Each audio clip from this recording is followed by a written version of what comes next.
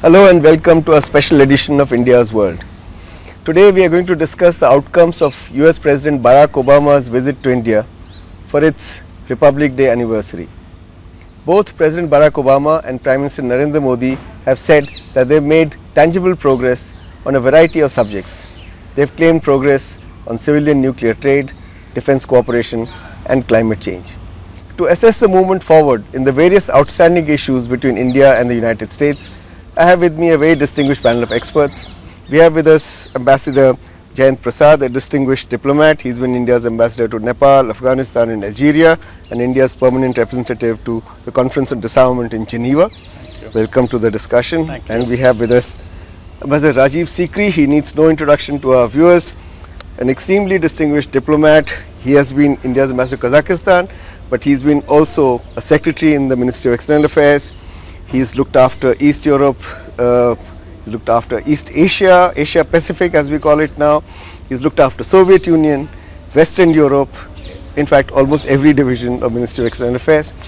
And we have with us Professor Chintamani Mahapatra. He's professor at the Center for American and Latin American Studies in the School of International Studies in JNU and an expert on India-US relations. So I welcome all of you to this discussion. Thank you. Ambassador Prasad, let me begin with you. So let's just jump into the meat of the outcomes of these meetings that the two principals have had. On the issue of civilian nuclear cooperation, does the creation of an insurance pool of 1500 crore to deal with the suppliers as well as the operator's liability, does it in effect limit the total liability to 1500 crores? It does. In fact, in the nuclear liability law itself, there is a provision which mentions this figure. And the arrangement is a very unique one that 750 crores is going to be backed up by 4 government insurance companies. And like with Exim Bank credits that Government of India extends to its partner countries, if there is a shortfall and there is a higher claim, government will step in and make up the other 750 crores. But it effectively limits it to 1500. Okay. Ambassador Sikri, don't you think this is this insurance pool is really a dilution of the limit on liability? Because if you read the Liability of Nuclear Damages Act of 2010, under Section 7, there is a provision for creation of an insurance pool. But that pool is above 1500 crores. If the liability exceeds 1500 crores, then it says Government of India will create a pool called the Nuclear Liability Fund, so that the claims higher than 1500 crores can also be met. So will there be 2 pools now? One of 1500 crores and another if the damages are above 1500 crores? Well, I think we haven't seen the fine print, so I wouldn't like to comment on what are the exact details. But I think the important thing is that there was a political decision and a political push to get this out of the way. Even with this agreement, there is no guarantee that the American companies will find it commercially viable to set up plants in India. Or that we would find it commercially viable. Absolutely. So it's not a done deal in the sense that now we are going to see American nuclear plants coming into India. But I think that to the extent that we have got this bone which was stuck in our throat out of the way, it's a very good thing. But considering the same people who put the bone there in the first place have acted as surgeons. No, the broader point I want to make is that our relations today have moved beyond the nuclear deal, have moved beyond the Pakistan factor. There's a lot more happening in the relationship, and I think this was getting rid of some of the baggage. And we're going to discuss all that. So, Professor Mahapatra, do you have something to say on whether there will be 2 insurance pools or only 1 insurance pool and effective capping on liability? There may be 2 insurance pools, but as Ambassador Sikri said, we have not seen the fine prints yet. But I would say that even when you put a particular amount of money, 1500 crores or 750 crores, you have inflation, you have so many other considerations in the future, so you cannot put a particular amount now forever. That itself is a very complicated thing. The devils are always in the details. As we come to know more and more about it, There may be certain areas where new kind of controversies might come up, but a big hurdle has been crossed. Okay. It is very clear that this is a work in progress. From the briefing that was done by Foreign Secretary and the Joint Secretary of the DISA division last night, it seems that India is still to study the insurance pool mechanism that has been set up by 26 other countries. And some of the legal commitments that the Americans wanted, in principle we have agreed that we would provide it to them, but that language has still to be worked out. But the American side is assured that we are well on the way of resolving this issue. Fair enough. But the insurance pool takes care of only the provisions of Section 17 of the Nuclear Liability Act. Correct. Okay. There is also Section 46, Correct. which says that and reads as follows: the provisions of this act shall be in addition to and not in derogation of any other law for the time being in force, and nothing contained herein shall exempt the operator from any proceeding which might, apart from this act, be instituted against such operator, which means that laws of tort will continue to operate. Correct. My question to you is, will the damages now be sought only from NPCL, the Nuclear Power Corporation of India Limited, NPCIL, because they are the sole operators as of now? You know, Government of India has not divulged the full details of what has been worked out.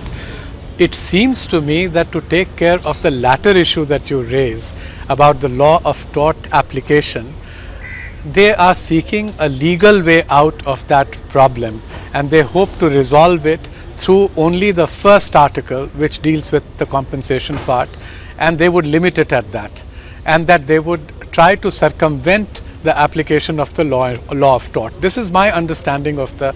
But that's for the courts to allow them to do it or not allow them to do it. So this is the legal clarification that is awaited, and the Americans have clearly indicated that they are waiting for it. All right.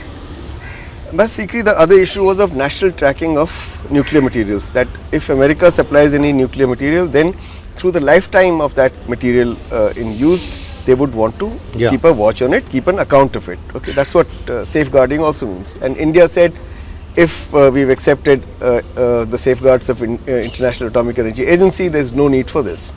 And America seems to have agreed. Yeah.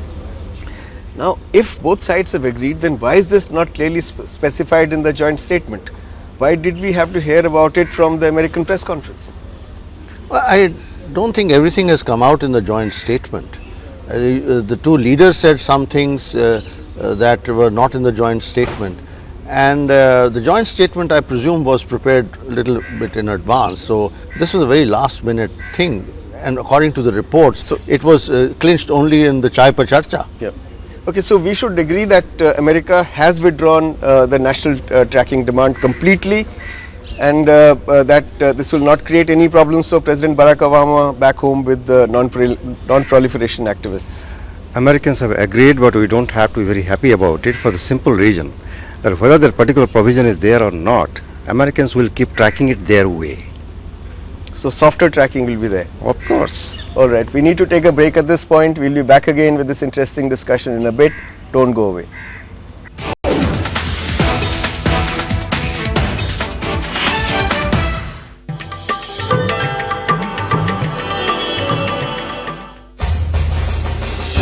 Enter the majestic forecourt of Rashtrapati Bhavan and you'll come across the Jaipur column.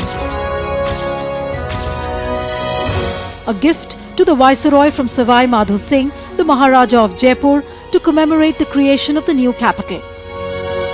The 145-meter high column is crowned with 6 pointed crystal stars on a bronze lotus, and inside the stone shaft runs a steel tube which weighs a little more than 5 tons. The base of the column has text conceived by Lord Irwin and Sir Edwin Lutyens inscribed on it.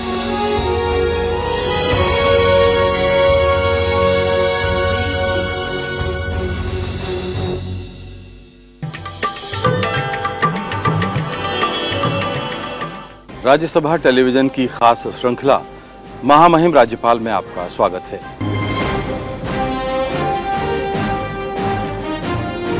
स्वैच्छिक क्षेत्र है, ये लोकतंत्र का 5वां स्तंभ है। लोकतंत्र को बनाने में, लोकतंत्र को संवर्धित करने में, लोकतंत्र को सुधारते रहने में ये बहुत बड़ा काम है। महामहिम राज्यपाल में इस बार गोवा की राज्यपाल मृदुला सिन्हा से मुलाकात सिर्फ राज्यसभा टेलीविजन पर।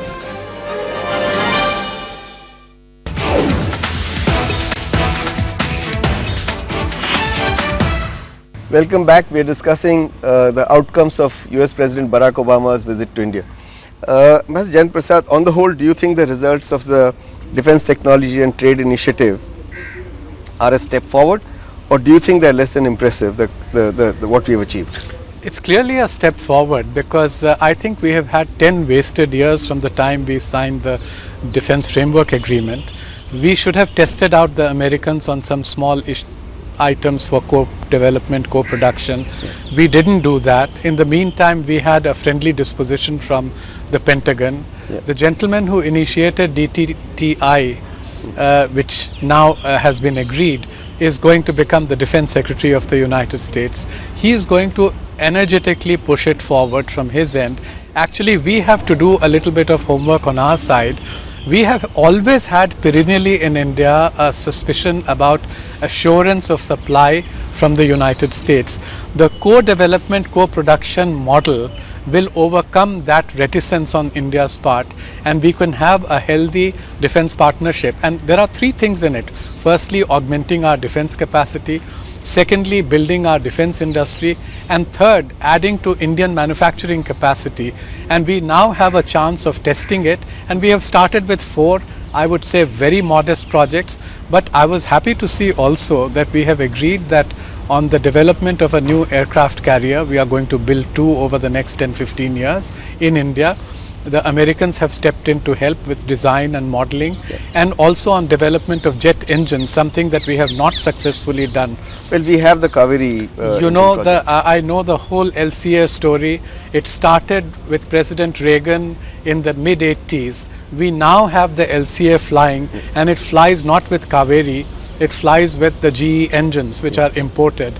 And there is a whole saga about how the early GE engines that we tested the airframe, when we sought an upgrade, the engine was too big for the airframe and we changed it. So we have had huge problems there. We have to develop indigenous capacity. Master Sikri, are you happy with these 4 small Pathfinder projects? Because there's no big ticket item there as of now. Everything is in the future. But my question to you really is, are we clear today that America understands what India's needs are? What is the technology they can supply? What are their laws? Will they come in the way of supply of that technology? You know, I want to make a broader point here, and that is that defense technology cooperation, defense production cooperation, defense supplies cooperation cannot have a sound and sustained foundation unless there is a convergence of strategic and security perspectives. Now, today it is much clearer that we do have a shared perspective. After all, there is the joint vision on the Asia Pacific and the Indian Ocean region. Once you have a shared perspective, the trust automatically comes more easily. And once the trust is there, then these are first steps which have been taken, and I'm sure there will be a lot more. But as President Obama said, you know, we need time and patience, and it will take some time for this relationship to develop. But I think that I would agree with the remarks of both leaders that this is a new step, a new direction which has been taken in this. We don't know the details because the renewed agreement is not yet in the public domain, at least I have not seen it, but I'm sure it has a lot more details.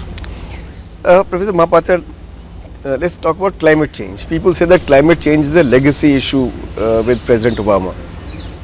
However, what would you say has been achieved in this area, considering that these talks follow a historic agreement between US and China on climate change? If you look at the joint statement, the language on climate change is the same as it was in September 2014, and all that India has promised is that we'll cooperate with you to see that the Paris talks succeed 10 months hence. So do you think President Barack Obama would go with a nagging regret that he couldn't achieve in India what he achieved in China? You know, so many reports came on this issue in the American media also before Barack Obama came to India. And broadly, they knew that India would never kowtow to the American demand on the climate change for the simple reason that our contribution to the global climate pollution is very, very limited, and the Chinese and the Americans are the number 1, number 2 polluters in the world. And the second thing is, even there is nothing sacrosanct about this American-Chinese agreement, to which everyone is saying America and China have signed an agreement that can be violated by the Chinese. And thirdly, I would say that Prime Minister Modi made a right kind of statement during the joint press conference where he said, we are not coming under pressure, but we do understand that climate change is a problem for everyone. And India has its own way of dealing with the problem. For instance, clean coal technology we want. We want to have nuclear energy. We want to have even, this wind energy.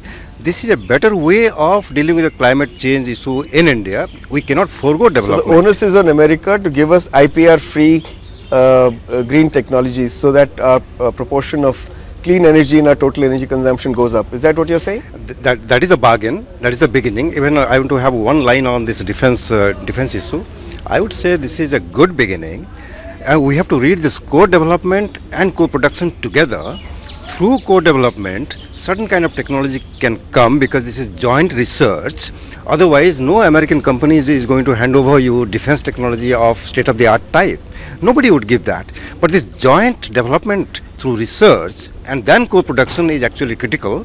And this is the beginning, the first good step. Okay.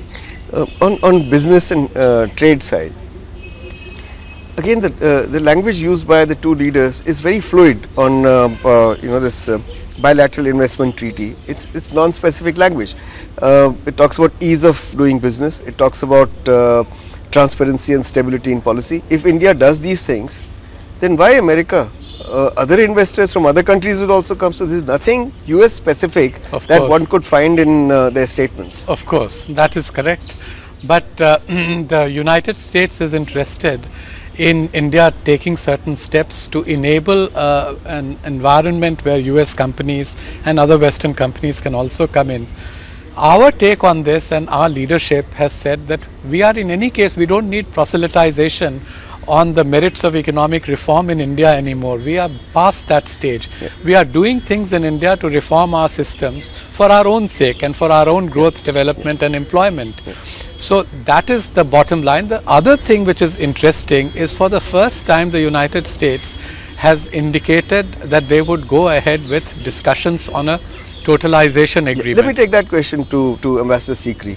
So should we take any solace in the fact that they've agreed to discuss totalization? Because Indian techies working in America pay 6.5% or 8% tax for Social Security, 1.45% for Medicare, and they contribute about $1 billion a year to the US exchequer, and they don't see a penny of it because most of them come back within 10 years of their service. They don't retire in America, and this money is lost. So can President Barack Obama deliver on this, or are there legal hurdles to totalization? There are legal hurdles because while the United States has totalization agreements with 20 odd countries, it does not have with India because our laws do not conform to the American requirements. But I think that Prime Minister Modi seems to have pressed President Obama quite a lot on this because he made it a point to refer to it in his press statement. And I'm sure that in the same pragmatic manner in which we have found solutions to many things, we will over time find something. Quickly. You know, the US response to us has always been that we have only signed agreements with OECD countries. Such agreements, but so have we. We have just signed an agreement and ratified it with both Finland and Sweden, and Americans say that we don't have a social security system in India. Both Finland and Sweden have recognized unit-linked insurance policies, the public provident fund and company specific provident fund contributions and other insurance schemes as our social security system.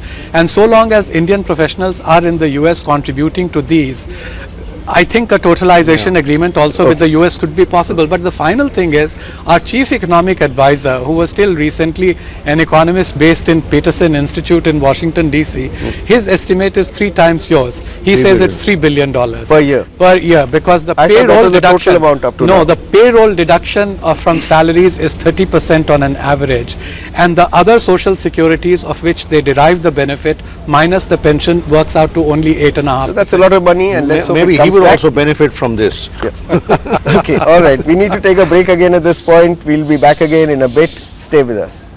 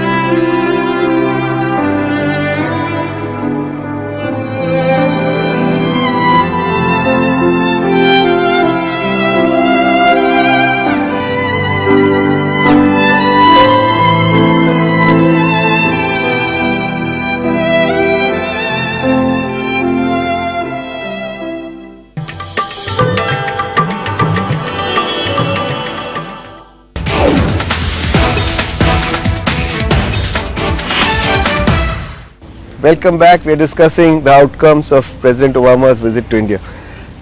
Ambassador Sikri, how wise was it for India to mention Iran in the joint statement, saying that India, along with the US, emphasizes the criticality of Iran agreeing to international verifiability of its nuclear program being peaceful. Now, the nuclear program of Iran is not a bilateral issue between India and US, nor is it a trilateral issue between India, US and Iran. Why mention it?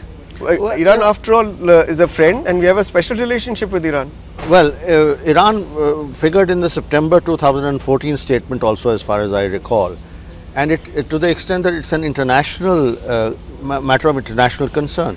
It is in India's interest also that this imbroglio should be resolved, because our relations with Iran are suffering.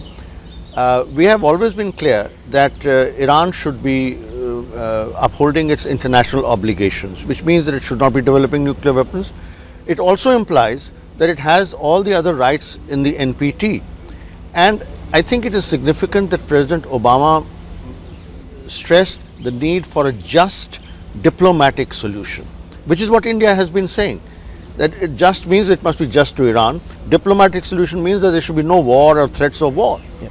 So in that sense, it's a compromise, and I think it's all right. But it's also a pressure, Professor Mahapatra, on Iran, because the statement says, and they agreed that this is an historic opportunity for Iran to resolve outstanding concerns related to its nuclear program. Why are we being so preachy?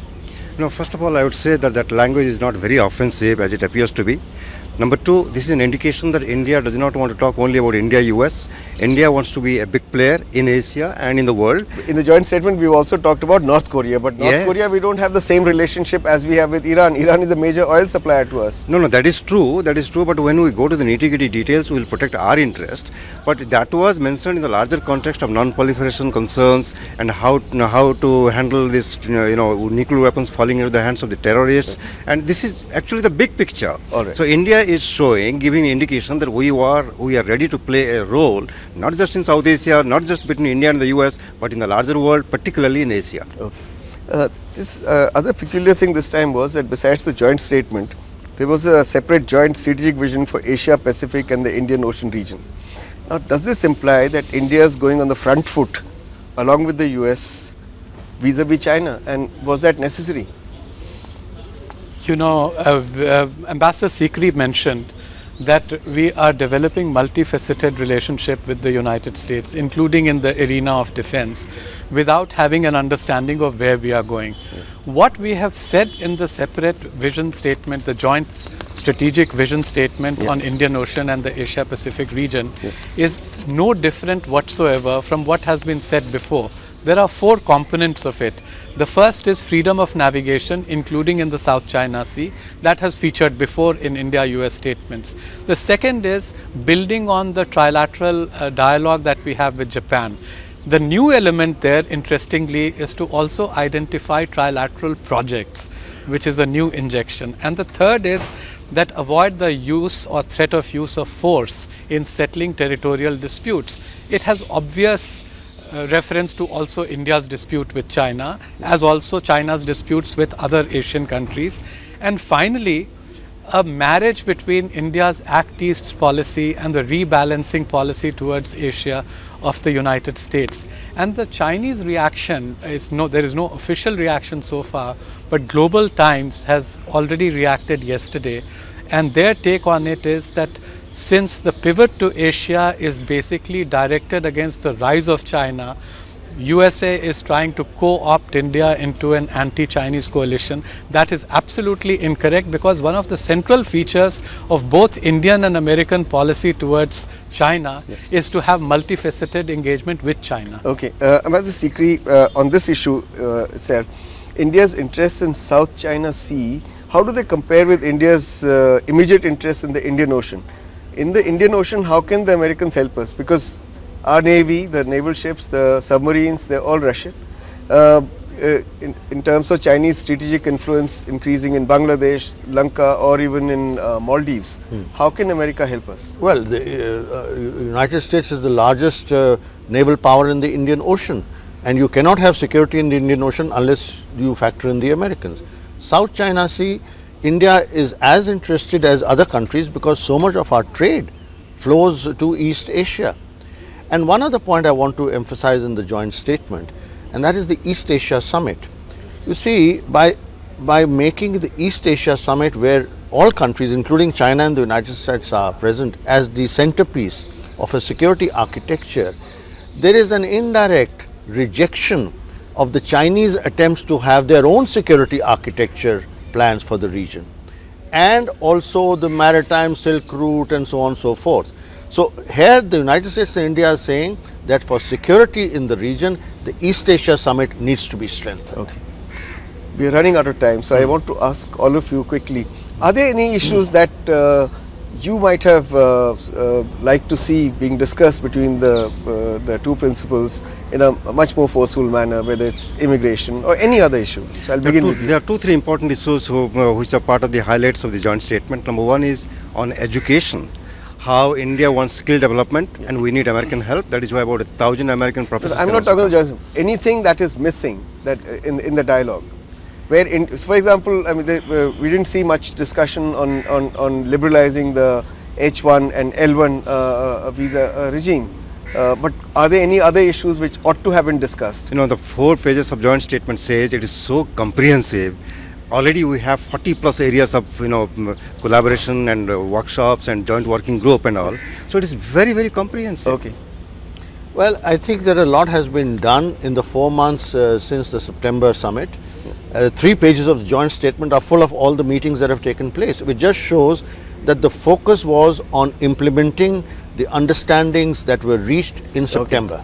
I think the big missing element between India and the United States is that we need a big ticket item of cooperation on science, technology, innovation, because US is at the forefront of cutting edge technologies in the world, and we have to think big, not just assisting one IIT in Gandhinagar. Our governments are invested. Cooperation with ISRO. No, there is multifaceted cooperation in many areas. You're saying a symbolic big ticket No, item. we need to push this much more aggressively on both sides. Okay. All right, we've run out of time. I'd like to thank all my guests, Professor Chintamani Mahapatra, Ambassador Rajiv Sikri, Ambassador Jayant Prasad, for being very kind and coming here on this winter afternoon and participating in this discussion. That's all we have for you today. We'll be back again with our regular program, India's World, next week as usual. Till then, goodbye and thanks for watching.